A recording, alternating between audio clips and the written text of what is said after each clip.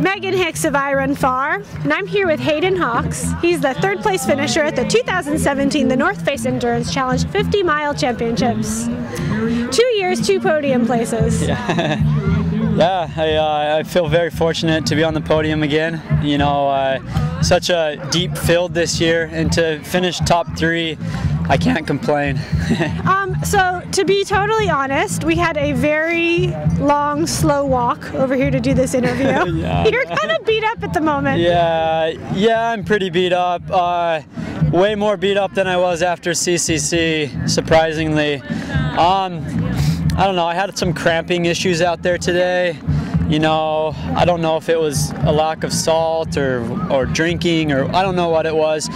I'll get it taken care of for the next race though. Yeah. It was tough, but it was a lot of, you know, pain in this race, and I feel really proud of myself that I was able to fight through so much pain, you know, and it was definitely a learning race. Well, to be honest, like, ultra running in general comes with a fair bit of discomfort. And oh yeah. while you've experienced it, you know, sort of to your detriment in a couple of races this past year, like this time you were able to feel pain but work through it and still keep functioning. Yeah, it was lucky enough we had a big enough lead. You know, me, Zach, and Tim, we pushed pretty hard that first half of the course there and got a pretty big lead. And I just kept looking back and asking people, where's fourth? Where's fourth? Because I was in so much pain. But luckily we had a big enough lead that I was able to hold off and take third, yeah. So let's talk about the early part of the race. The course starts out steeper with this new start. Yeah, you're right into a climb. You know, last year there's a little flat and then you get into the climb. Yeah. This year's straight into the climb. No warm up. No warm up, straight into the climb, and Zach takes off, you know, like he always does, like it's a cross country race.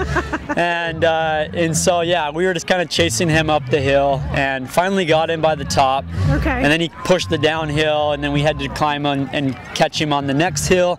It seemed like me and Tim had more on the uphills. Okay. You know, we'd catch Zach every time on the uphills, okay, but he was stronger on the downhills. And so that's kind of how it went the whole time. It was like Zach would push the downhills, me and Tim would push the uphills. So it just kind of went back and forth the whole time doing that. Now, early in the race, you guys had some other runners who were in and around you. You had Matt Daniels around. You had, I think, Tate Pullman was there early on. Who else was with you? I'm not sure. There was another Solomon athlete. It wasn't Max. Oh, it might have been Mathieu. Yeah. Blanchard. I think so. Yeah. And so yeah, there was 5 of us pretty much, okay, for that first loop on the Bobcat area, and me and Tim kind of kept it conservative on the downhills. Okay. You know, we've done this before. We know you got to save your legs. You know, the first part of the course there, and those guys blew past us, like probably going like sub 5-minute pace per mile. And me and Tim kind of looked at each other. We're like, let's save our legs for the end of the race. Yeah. And but yeah, it was fun. I mean, it was a lot different than last year when it was just me and Zach. You know, this year we had a group of us, you know, and Three Stooges. Yeah, it was, you know, with that deep of a field, I was expecting that. So by Muir Beach on the outbound, which is like mile 18 or something this year, yeah, you and Zach and Tim had broken from the field by a couple minutes, and then had created even more of a gap by the next time we saw you at Stinson Beach. At that point, were you guys still kind of accordioning like you described, or were you starting to work together, or how was sort of like that middle race dynamic? We didn't really talk the whole time. Yeah, we were just kind of like all pushing one another. Yeah, and like I pushed the uphill going before the descent to Muir Beach. Okay. And I pushed it. They, you know, followed me. And then when we hit the downhill into Muir Beach, Zach pushed it. Okay. And then the flat going over to the switchbacks up to Cardiac. Yep. Tim pushed that. Okay. And then I pushed the switchbacks. Always pushing. Exactly. And so it was just constantly one of us pushing, and it stayed like that until probably Stinson Beach. Okay. And then the climb up the Dipsy Trail there at Stinson Beach, Tim took off. Tim took off. Like, yeah, he took off really hard. I spent a little extra time at that aid station, and then I took off and caught Zach actually on the Dipsy climb. Yeah, because you were in second place for a bit there, weren't you? Yeah, I was in second place till the Muir Woods. Okay. And then right in the middle of the Muir Woods, Zach caught me on the downhill. And that's when, like, really I started cramping really hard. And so is it your hamstrings or was it multiple? It was my glutes and my hamstrings. Like, I really never had that before, but you know, it is what it is. I'm not gonna sit here and make excuses, you know. You were still able to run. Yeah, but my stride wasn't like fluent like it should have been. Okay. Like, I just felt like there was like something holding me back, and I couldn't like fully extend my hamstrings, and so they just started like getting this pain, like shearing pain in my hamstrings. So I threw in some salt, like extra salt, and it kind of went away. And then I was able to push and like start catching Zach again, and then all of a sudden, boom, it hit me again. It was this constant struggle, like trying to find that balance. Maybe I pushed a workout too hard last week, you know. Who knows? Like, you could. Yeah, you never know what it could have been. I've kind of been dealing with a little bit of hamstring like tightness for about 2 weeks now. Okay. And I thought it was gone.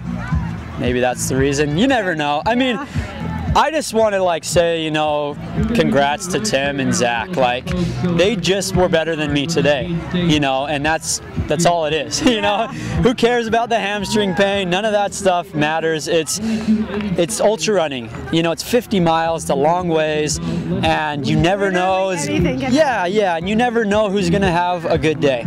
And it was Tim and Zach's day today. Yeah. So that's all it is. A lot was said before the race about how the last sort of 5 or 6 miles were going to go with the new descent and the crossing of the Golden Gate Bridge, and then the stairs. Yeah. You know, there's a couple nasty stairs to get down over here. Yeah. How'd this go? It wasn't too bad. I kind of shouldered a lady on the bridge. Sorry about that. Yeah, I'm sorry. I yelled. I was like, on your left, but she went left. She went left. Yeah, and I kind of clipped her with my shoulder, and I think she might have got mad a little bit. I said sorry, so hopefully I'm sorry again. Yeah, but other than that, it was great. I mean, it was actually really scenic and cool, and you know, lots of people cheering us in, and it was cool. It's I mean, it's a slightly, if you haven't run on the Golden Gate Bridge before, it's a slightly mean, like grinding uphill grade to the center of it, and then you kind of get to roll a little bit the other side. Yeah, I didn't realize that, and I was like, man, we're still going uphill. So mean. Yeah, exactly. I thought there was gonna be some flags. Yeah, I was in so much pain, and I was just like, oh, come on, I need a downhill. And so we got to the middle, and then it started gradually going down, and I was like, okay, that's good. You were talking earlier in the interview about sort of being worried about 4th place. Yeah. Looking back, were you getting any feedback from your crew or anybody out there? Did you know that you had some space? I just kept asking people along the course, you know, where is he, and can you see anybody back there? And everyone's like, no, we can't see anybody. So by the time I hit the bridge and I still couldn't see anybody, I knew that I would be okay, because you know, I knew that it was going to be kind of a flat and then a downhill, and so I knew I'd be okay. And but still, I was just wanting to hold on for 3rd, you know. So get that podium spot, bring a little money home, you know. So pay for some of the expenses. Yeah, exactly. Exactly. So this brings to a close your 2017 ultra running season. Yeah. Like, body of work, 2017. Happy? Yeah, this is my first year, you know, my first full year of ultra running. Like, I've learned a lot, you know. I made some mistakes, I've done some good things. Now I know how to train. I know like what type of races I like to do. You know, I'm young, I'm only 26 years old. I still have a long ways to go, a lot of things to learn, a lot of races to do over the years. So yeah, I'm happy with the amount of knowledge that I gained this year. You know, came out with some good victories, you know, some good podium spots. So yeah, I couldn't be happier, you know. So I'm projecting a really good 2019 with all the stuff I learned. Things are going to be good. Or 18. Yeah, 2018. Yeah, and 2019, but yeah. I have a feeling about 2019 as well. Yeah. Any plans for next year taking shape yet? What do you want to do next year? You know, I like the fast stuff. You know, I have the leg speed, but I really enjoy the mountain races, you know, and I seem to do well at those. Like, Speed Goat went really well, you know, when I first started. CCC, you know, a lot of those mountain type races I really enjoy and I love to do. And I just love being in the mountains. And if I can train more in the mountains, you know, and do that kind of specific training, it makes me happier. And so I'm actually I'm going to do quite a bit of mountain type races next year. Going to China in March to do a mountain race out there. And which one is that? It's called the Gaoligang 125K. It's put on by UTMB. Yeah. And it's 125K will be the longest race I've ever done. And you know, it probably will help me get ready for, you know, get ready for I don't know, you know, maybe UTMB. Maybe, we'll see. Maybe, probably, but I need to make sure the training goes well. And you know, I want to, if not UTMB, a good mountain fall race, you know, that I can. 100-mile or something else? We'll see. We'll see. I'm not going to spill the beans yet. No, I just want to make sure. Continue. Yeah, I just want to make sure I'm prepared and ready to go. Like I said, I learned a lot this year, and I need to make sure I do those things that I learned. And but I definitely will move up to the 100-miler in the next couple of years. Right on. So. Well, congrats to you. Thank you. Go home and get a couple massages. Yeah, a lot. Stretch. Yeah, I got to take a couple weeks off now, which will be nice. Become friends with your foam roller. Yeah, exactly. Congrats on your 3rd place finish. Hey, thanks for being out here too. We really enjoy you guys being out here. It's great. Well, it was a fun show today. Always is. It always is. I'll be back too. I like this one. Okay. I got to win still, right? To be Second, continued. 3rd, I need first. Must occupy all podium places. Exactly. That's like the Megan Kimmel approach to North Face. Yeah, exactly. Now she's achieved all the podium positions. So there you go. So, congrats. Thank you again.